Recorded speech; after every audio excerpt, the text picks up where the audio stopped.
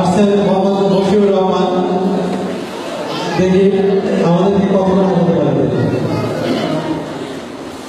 ধন্যবাদ। আমি আসলে হাসাতে আসছি। আমি আগে অনেক গান পছন্দ করতাম, গান করতাম, এখন করি না বা ভালো লাগে করি না। তো আমি একটা গল্পের মাধ্যমে শুরু করতে যাচ্ছি।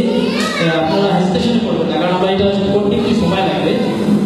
তো আপনার ধৈর্য সহকারে শুনবেন ইনশাআল্লাহ।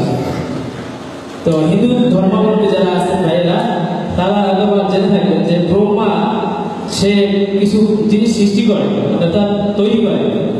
তো সে একবার একটা মানুষ, একটা গাধা, একটা কুকুর এবং একটা শকুন সে সৃষ্টি করলো। প্রত্যেকের 40 বছর দিয়ে সৃষ্টি করলো। তো শকুন, কুকুর, গাধা এবং শকুন নিজেরা অর্ধেক অর্ধেক জীবন এক একজনের দেওয়ার জন্য চেষ্টা করতেছে যে ভাই তুমি আমার কাছ থেকে যে 20 বছর নাও, তুমি আমার কাছ থেকে 20 বছর নাও। তো কেউই নিতে রাজি না।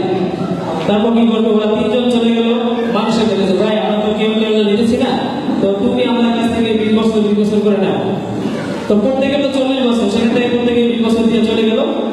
তো মানুষের দ্বারা হলো এখন, মানুষের তো 40 বছর আছে, সাথে আর 3 জনের 60 বছর যুক্ত হলো। তো তার মানুষের বয়স দাঁড়ালো 100 বছর।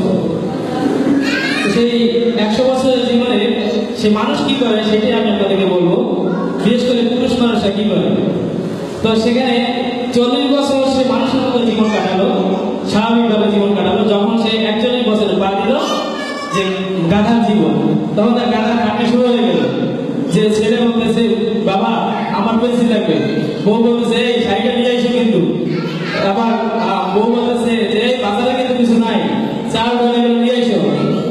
গেল 20 বছর গাধার জীবন। তারপরে আসলো কুকুরের জীবন। অর্থাৎ কুকুরের জীবনটা সাধারণত দারোয়ানগিরিতেই মানে সীমাবদ্ধ থাকে। তো ছেলে বলতেছে বাবা আজকে মিটিং আছে, তো আমি আসতে দেরি হবে, তুমি বাড়িটা পাহারা দিয়ে দেখো। বউ বলতেছে যে আমিও কিন্তু আজকে আসবো, আমার পার্টি আছে। তো গেল 20 বছর, এখন থাকে আর বাকি 20 বছর শকুনের জীবন। তো শকুনের জীবনে কি ঘটে, শকুন সাধারণত আকাশের দিকে তাকিয়ে থাকে আর গাইতে থাকে দয়াল পার করো আমারে। এইগুলো আমার গল্প শেষ করছি।